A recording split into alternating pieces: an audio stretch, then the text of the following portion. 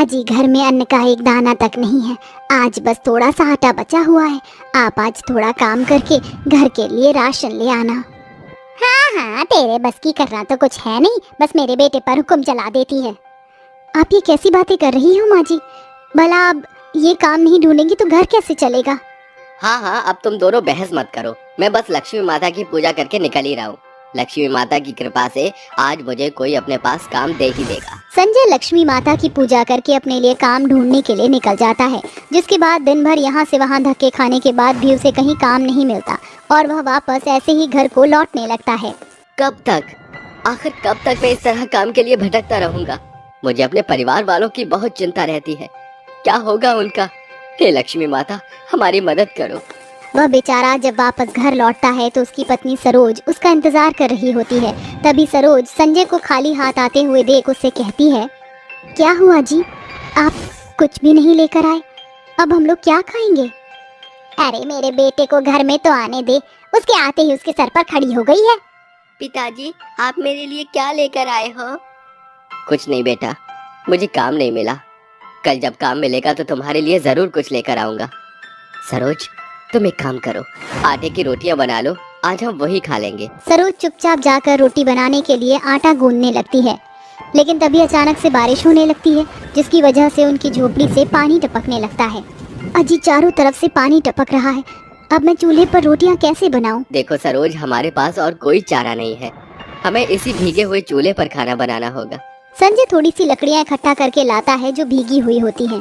सरोज की आंखों में आंसू आ जाते हैं और वह चुपचाप बिना शिकायत किए भीगी हुई लकड़ियों से भीगे हुए चूल्हे पर रोटियां बनाने की कोशिश करती है, लेकिन भीगी हुई लकड़ियां जल ही नहीं पाती और वह चूल्हे में फूंक मारती रहती है।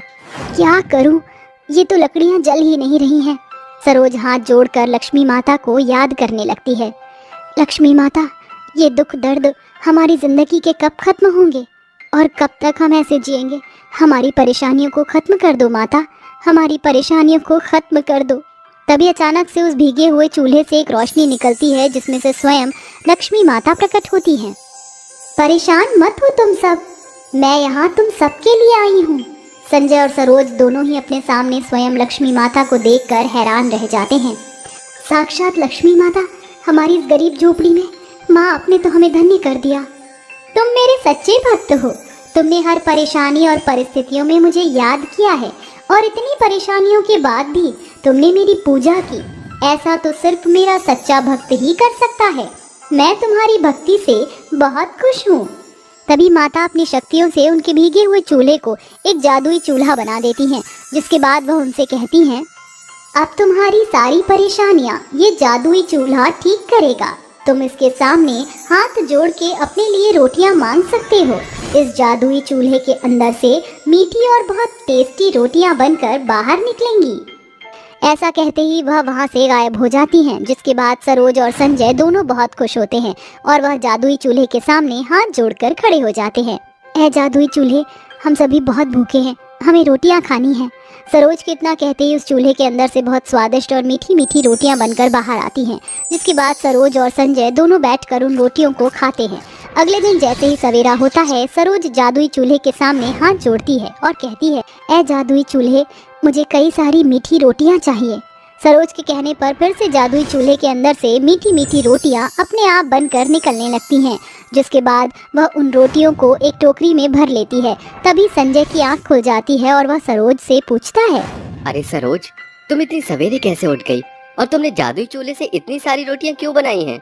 अजी, अब हमारे पास जादुई चूल्हा है, हम इसकी मदद से रोटियां बेचने का काम शुरू करेंगे, जिससे हमारे खर्चे लायक तो पैसे बनेंगे। और फिर इस चूल्हे की रोटियां भी तो मामूली रोटियां नहीं है, अरे ये इतनी मीठी और टेस्टी हैं कि क्या बताऊं। गांव के सभी लोगों को ये रोटियां बहुत पसंद आएंगी। तुमने बहुत अच्छा सोचा है। एक काम करता हूँ, मैं भी तुम्हारे साथ रोटियां बेचने चलता हूँ। दोनों मिलकर बेचेंगे तो पैसे भी ठीक मिलेंगे। बिल्कुल ठीक कहते हो आप, चलो दोनों साथ में बेचने चलते हैं, लेकिन आप दूसरे गांव में बेचना और मैं दूसरे गांव में बेचूंगी। संजय उसकी बात मान लेता है, जिसके बाद वह दोनों पति पत्नियां मिलकर मीठी रोटियां बेचने के लिए निकल जाते हैं। देखते ही देखते सभी लोग उनसे उनकी मीठी रोटियां खरीदने लगते हैं और शाम तक दोनों के पास खूब सारे पैसे इकट्ठे हो जाते हैं और दोनों एक साथ घर पहुंचते हैं। मेरी मीठी रोटियां सभी ने खरीद ली। मेरी भी सारी रोटियां बिक गई और देखो मैंने आज कितने सारे पैसे कमाए। लोगों को इस जादुई चूल्हे की रोटियां बहुत पसंद आई हैं। अरे वाह, ये तो बहुत अच्छी बात है। अब तुम दोनों मियाँ बीवी रोजाना इसी तरह मेहनत करके रोटियां बेचा करना। उस दिन के बाद से वह दोनों मिलकर जादुई चूल्हे की रोटियां गांव में बेचना शुरू कर देते हैं, जिसके चलते उनका बहुत अच्छा मुनाफा होता है और इसी के चलते उनके घर की कई परेशानियां भी ठीक हो जाती हैं। जिसके बाद वह दोनों अपने बेटे सोनू का स्कूल में दाखिला करा देते हैं। अब वह खुशी खुशी रहने लगते हैं, लेकिन उनकी खुशियों को किसी की नज़र लग जाती है। उनके ही गांव के एक लालू नाम का आदमी उनके ऊपर नज़र रखने लगता है। आखिरकार ये सरोज बहन के पास इतनी हिम्मत कहाँ से आ गई जो ये इतनी सारी रोटियां अकेले ही बना लेती है। अरे मुझे इस बात का पता लगाना होगा। लालू एक दिन सुबह ही उनके घर पहुंच जाता है, जिसके बाद वह उनके घर की खिड़की से घर के अंदर झांकने लगता है। अच्छा तो ये बात है, इन लोगों के पास तो ये जादुई चूल्हा है जिसकी मीठी और टेस्टी रोटियां ये लोग बेच रहे हैं। अब मैं इस चूल्हे को चुरा लूंगा और दूसरे गांव जाकर इस चूल्हे की रोटियां बेचूंगा और फिर मेरा भी धंधा मस्त चलेगा, मस्त। ऐसा सोचकर वह रात को होने का इंतजार करने लगता है। जैसे ही रात होती है, रात के समय वह मौका देखकर उनके घर में घुस जाता है और चुपके से उस जादुई चूल्हे को चुरा कर ले जाता है और अपने घर आकर उस चूल्हे को रख देता है। अरे वाह, देखो तो ये जादुई चूल्हा अब मेरे घर में है। अब मुझे अमीर होने से कोई नहीं रोक सकता। चलो मैं भी इस जादुई चूल्हे का एक बार जादू देख ही लूं। ए मेरे जादुई चूल्हे, मुझे मीठी रोटियां खानी है, मुझे रोटियां दे दो। लालू के कहने पर उस चूल्हे का जादू चल नहीं पाता, जिसकी वजह से लालू को गुस्सा आने लगता है। अरे ये सब क्या हो रहा है? ये जादुई चूल्हा क्यों अपना जादू दिखा नहीं रहा है? अगर इस बार भी इसने जादू नहीं दिखाया तो मैं इसको तोड़ दूंगा। लालू दोबारा हाथ जोड़कर चूल्हे से रोटियां मांगता है, लेकिन जादुई चूल्हा काम नहीं करता। तभी वह गुस्से से लाठी उठाता है और चूल्हे को तोड़ने ही वाला होता है, लेकिन तभी चूल्हे में से लक्ष्मी माता खुद प्रकट होती हैं और कहती हैं, तुम जैसे लालची लोगों का कुछ नहीं होता। ना तो तुम अपने लिए कुछ करते हो और ना ही तुमसे किसी और की भलाई देखी जाती है। देवी माँ, मुझे क्षमा कर दो, मुझसे बहुत बड़ी भूल हो गई। आइंदा मैं ऐसी गलती दोबारा नहीं करूँगा, मुझे छोड़ दीजिए माता। लालू के इतना कहने पर लक्ष्मी माता वहाँ से गायब हो जाती हैं, लेकिन तभी वहाँ संजय अपनी माँ कलावती के साथ पहुँच जाता है। अरे बेटा, यही है वो आदमी जिसने घर से जादुई चूल्हा चोरी किया है। मैंने खुद इसको देखा है। अपनी माँ की ये बात सुनते ही संजय लालू को मारने लगता है।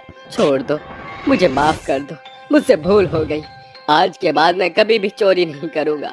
तुम अपना चूल्हा ले जाओ, भाई यहाँ से ले जाओ, लेकिन मुझे छोड़ दो। संजय लालू को छोड़ देता है और अपने जादुई चूल्हे को वापस घर ले आता है। आपने वो तो सुना ही होगा, लालच करने वालों का कभी भला नहीं होता। जो मेहनत करता है फल भी उसे ही प्राप्त होता है।